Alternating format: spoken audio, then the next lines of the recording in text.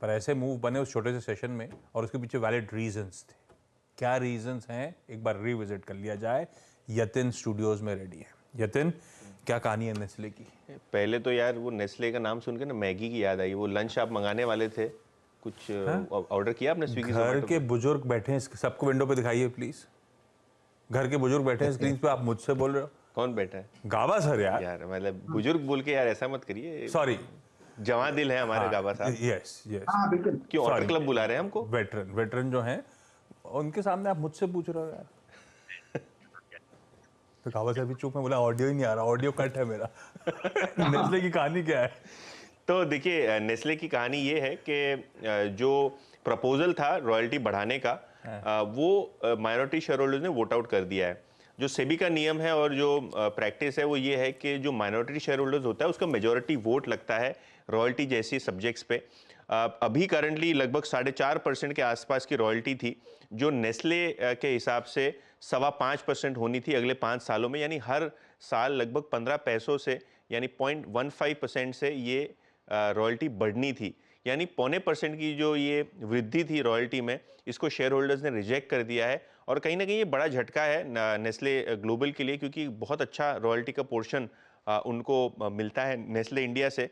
और कहीं ना कहीं ये जो प्रपोजल रिजेक्ट हुआ, ये बताता है कि माइनॉरिटी शेयर होल्डर्स में रिटेल निवेशकों ने भी इस चीज़ को रिजेक्ट किया और इंस्टीट्यूशनल सपोर्ट भी नहीं जुटा पाए नेस्ले इस पर्टिकुलर मामले में। 4.5% की रॉयल्टी ऑलरेडी बहुत हाई है, तो शायद वो 5.25 करते तो कोई लॉजिक नहीं होता। और शायद इसीलिए ये पूरा का पूरा प्रपोजल जो है माइनॉरिटी शेयर होल्डर्स ने रिजेक्ट कर दिया है, जिसके बाद शेयर में आप 2 से 2.5% की तेजी देख रहे हैं। मतलब रिजेक्ट कर दिया, मतलब अब ये टेबल पे प्रपोजल है ही नहीं, अब 4.5% पे ही रॉयल्टी रहेगी, अब कोई विकल्प बिल्कुल। ये आशीष है ना, 30 जून को अमल में लाना था, यानी 1 जुलाई से ये अमल में आ जाता अगर ये वोट हो जाता। लेकिन ये वोट रिजेक्ट हो गया, तो ये जो इंक्रीज्ड रॉयल्टी है वो 1 जून से या 1 जुलाई से लागू नहीं होगा। तो जो रॉयल्टी पुरानी थी 4.5%, उस पर अटक गया मामला। बढ़िया, ये शेयरधारकों के लिए अच्छी खबर भाई। नहीं तो 15 बेसिस पॉइंट बढ़ाते बढ़ाते 5 साल में 75 बेसिस पॉइंट बढ़ जाती। पालविया साहब, नेस्ले सेशन का हीरो है अब तक का, चार्ट्स पे कैसा प्लेज नजर आता है?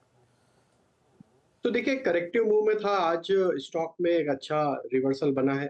स्टॉक में जिस तरीके के मोमेंटम बने, हमें लगता है यहाँ पे जो इमीडिएट अपसाइड है वो 25-30 की तरफ बढ़ते हुए दिख रही है। 25-30 का अगर ब्रेकआउट करने में ये कामयाब होता है तो ये स्टॉक में नेक्स्ट टारगेट फिर 2600 की तरफ भी बढ़ते हुए दिख सकता है। तो स्टॉक में अगर हम डेली चार्ट पे इसको एनालाइज करें तो एक फॉलिंग ट्रेंड लाइन का रेजिस्टेंस प्लेस्ड है 25-30 के आसपास। वो लेवल को अब वॉच करना चाहिए। अगर उसके ऊपर आज ये क्लोज करता है तो ट्रेड को कैरी फॉरवर्ड भी किया जा सकता है और हमें लगता है फिर ये मोमेंटम 2600 की तरफ बढ़ते हुए दिखेगा। डेटा में शॉर्ट कवरिंग भी बनी है। करंट लेवल से स्टॉप लॉस होगा करीब 2480 के आसपास। जैम याद रखिएगा, नेस्ले मतलब जैन 2024 तक एक बहुत ही स्ट्रॉन्ग स्ट्रक्चर था, डोमिनेट कर रहा था, परफॉर्मेंस बहुत स्ट्रॉन्ग थी, लेकिन ये इशू इसको तंग कर रहा था और बीते 3 महीने में इसके अंडर परफॉर्मेंस का एक बड़ा कारण था। 200 डेमा लास्ट वीक हिस्ट्री छुआ था, इनफैक्ट इसी वीक छुआ था और आप देखिए खबर के बाद स्ट्रॉन्ग रिएक्शन 62 रुपये ऊपर एग्जैक्टली अब अपने आज सारे एवरेजेस की ट्रैजेक्टरी को ये क्रॉस करने की तैयारी कर रहा है। अच्छा राजेश जी, एक प्रश्न आपसे और पूछूं। आज स्क्रीन पर शॉर्ट कवरिंग और फ्रेश बैंक के कॉम्बिनेशंस में मेरे को 1-2 स्टॉक्स नजर आ रहे हैं। एक बार राजेश पालवे जी टाटा पावर पे अपना टेक दीजिएगा। ये ट्रेड हमने 3-4 रोज पहले पिक किया था।